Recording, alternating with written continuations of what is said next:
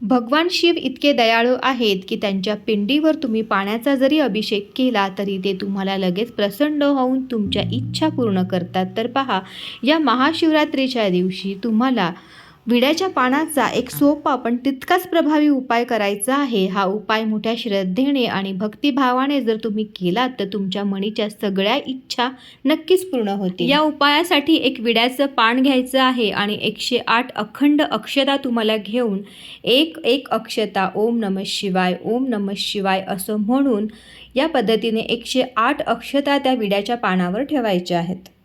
महाशिवरात्रीच्या दिवशी सकाळी किंवा संध्याकाळी शिवाच्या मंदिरात जाऊन हे जे पान आहे ज्यावर आपण 108 अक्षता ठेवलेल्या आहेत, सगळ्यात आधी महादेवाची पंचोपचार पूजा करावी आणि त्यानंतर महादेवाच्या पिंडीजवळ हे पान ठेवावे आणि आपली इच्छा माता पार्वतीला, भगवान शिवाला पूर्ण करण्याची विनंती करावी।